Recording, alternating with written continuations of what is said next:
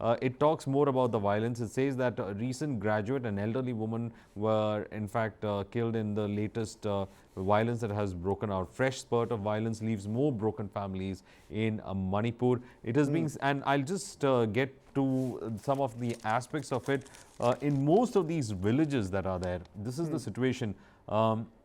They say that a, one of the brothers of the deceased person is saying that the person was with the, had gone to the capital because he was having this skill development training, and he was part of it. When the violence broke, he came back, and once he had come back, this is what he says, and that's what caught my eye. The women and children and elderly from the village had been evacuated on May 3rd itself, after the violence first broke out in the state. Now, it is being said that only men are there in the village, and they are here to in fact protect whatever is left of it. So, in many of these villages, you see that most of the women and children have been moved out to safer areas, and it is the men who are staying back to protect. And take a look at what I'm reading here in the Times of India. It says Meitei villagers and local leaders warned the centre and Manipur government at a well-attended public meeting that they would form a civilian defense force to protect the people against repeated attacks by suspected Kuki militants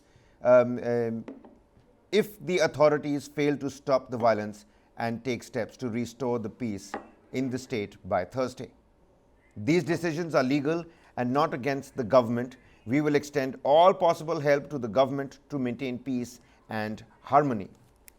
I mean, this is what's happening. You've got people of the villages that are now openly coming and saying that, look, if you can't protect us, we're going to form our own civilian defense force. Well, that is a concern, because we are looking at, if you're forming a civil defense force, you're starting another militant group. So, you cannot have these small militant groups to in fact be part of this, and it's going to be quite disturbing as well. So, the security factor of it shouldn't be provided by the civilians themselves. It should be the police, it should be the forces, security forces on the ground. It should be them who has to provide with this. It is not that we have to have these civilian groups in fact coming in and providing this.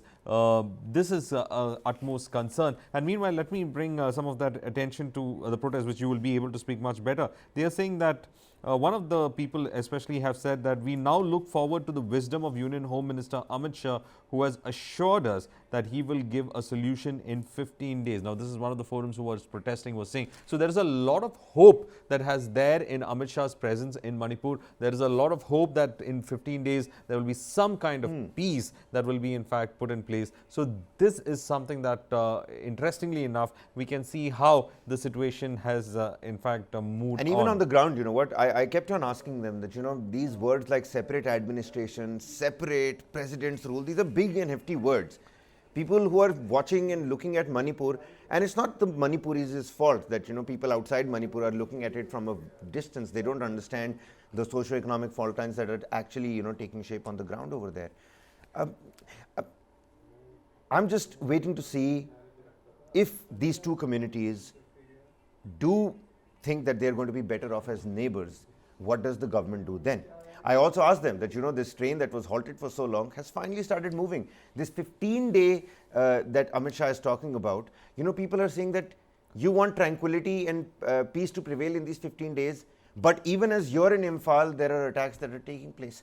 But again, I'm reading some positive news here as well, that the center has sent a team of doctors to Manipur. The health ministry has deployed several teams of doctors to strive to on Manipur, 6 teams with 4 doctors each, specializing in surgery, psychiatry, medicine, obstetrics, if I'm pronouncing that right, beg your pardon, and gynecology, pediatric, urology, and emergency care. They've been deployed in the state over there. Well, a lot of issues are there, especially when you have scams like this. You have to in fact look into the supply of food, the supply of medical supplies to it. There are people who would require medicines. It's going to be a tough task on that front itself. And of course now, since most of them are in relief camps, let me bring that, I'll look at the geography where most of these clashes have been in fact reported. From the same article, From a student leader to an elderly woman, the fresh spate of violence in Manipur hill districts and foothill districts has claimed several more victims. So it is at the foothills where there could be, It's at the interchange, peripheries. yeah, It's at the peripheries. where there could That's be, what they were talking about yesterday as well. That interchange these of attacks are taking populations. place in the peripheries. So you have these populations that are there, who are interspersed among each other, and that is where this fault lines are mostly seen. And it is quite a worry when it comes to that violence has again started. But again, it looks like peace needs to be given a chance. There are people who are saying that they have high hopes on the Home Minister's 15-day call for peace so that they can settle down the issue. The Home Minister is visiting the people in the camp. He's telling them, please go, let us do our work and we will ensure that you go back to your homes. Most of them are homeless, and the kind of he's saying that we'll ensure also, refugees get back home. yeah, exactly. That is what he in fact said. He's trying to assure that they will be able to go back home. So peace needs to be given a chance. And these elements who are continuing with the cycle of violence, I think the Home Minister will in fact take a very strong action upon them, because he has already warned them, that he has already told the officers that anyone who tries to disturb peace, strict action should be taken on the ground. He also said that peace is his top mission now and its top priority right now. Also, let me in fact take a reading from the Hindu's page. We have the same article that I had mentioned earlier, saying central government promised to provide air connectivity for Manipur's hills. There is an interesting sentence over here. As Mr. Shah held meetings, at least 7 villages in the 2 districts were attacked and several houses were set on fire, according to the General Secretary of the Indigenous Tribal Leaders Forum. And since May 26 days before Mr. Shah arrived in Imphal on May 29th, more than 900 houses in 31 villages in the hill districts of Chandel, Pokpi and Churchandpur have been burned down, and around 4,750 people have been displaced. This is according to what the ITLF person is in fact saying. So it is, if you're talking about 4,750 people being displaced from that area, that geography is considered to be quite a volatile place, and probably all efforts will be to ensure that the foothill region should be protected as of now. What are some of the main meetings that the Home Minister is expected to take today? Do we have any idea on that, what the Home Minister's day today looks like? Is there any important person that he's meeting? And also, on the other hand, we'd put out a particular video of a Congress leader from Manipur and his press conference. And we've got the BJP leaders now retweeting that particular video. They're talking about how the Congress failed back in the day. Do you think that, even as we shouldn't be talking about how, various sides here are trying to politicize and trying to gain mileage, political mileage out of this entire situation? I mean, the Congress is certainly going to be looking at that, since it's the BJP in coalition over there. And let me tell you, when it comes to the tribals, the Chief Minister, N. Biren Singh, is not as popular right now. So do you think the Congress could be making some sort of inroads? A little more to add to what you had said.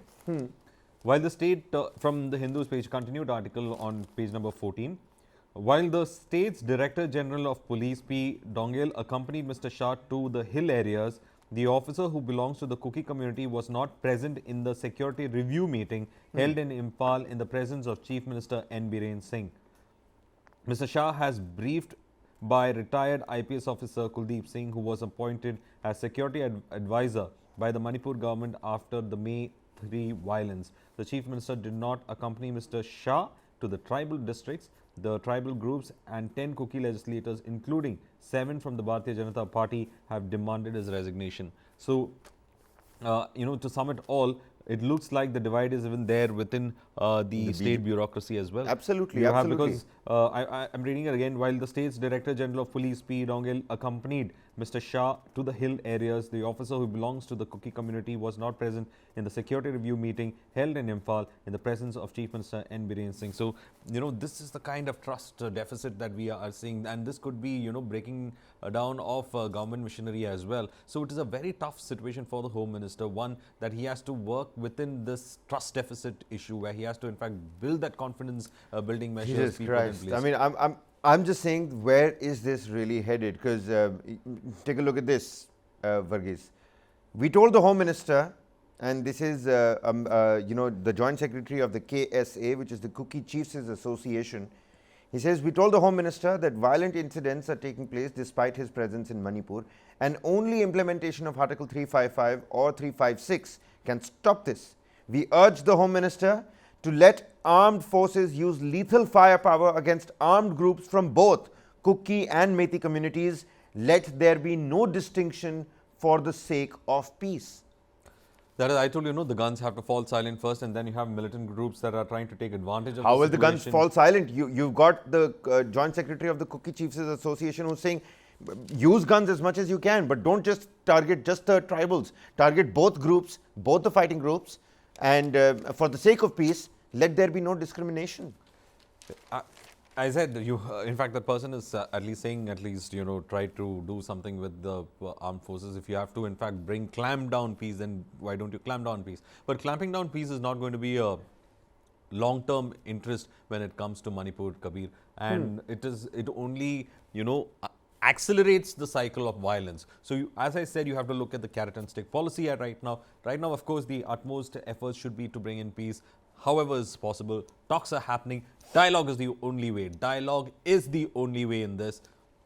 Use the 15-day period to, in fact, go ahead and bring some kind of changes on the ground. Let the forces take control of the streets as well as the villages. Let them, in fact, ensure security is provided, because this huge trust deficit which is there is something that we are, in fact, seeing on the ground. And as you were also reading, as I've read from the article here, there is a huge divide between both the communities over here, and these papers, in fact, also highlight that kind of a meeting, because even when the meetings are happening, the representatives or the people who could matter are also missing from these meetings. That should be also a concern when it comes to this. You know what's missing from all of these pictures and visuals at the moment?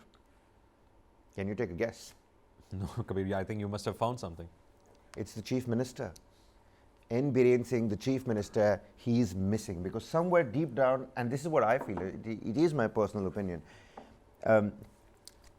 somewhere deep down, even the Home Minister thinks that it's not right to be traveling with the Chief Minister everywhere. It is.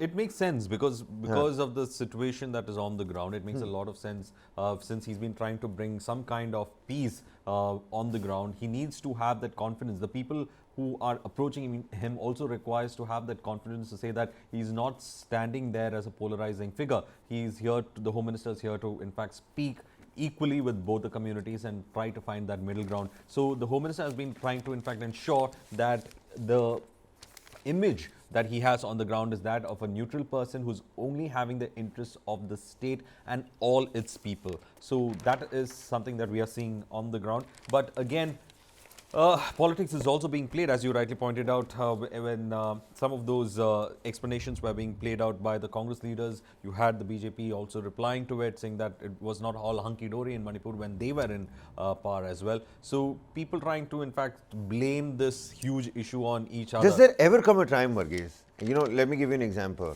where two people fighting, it could be family members, where dialogue just won't cut it anymore?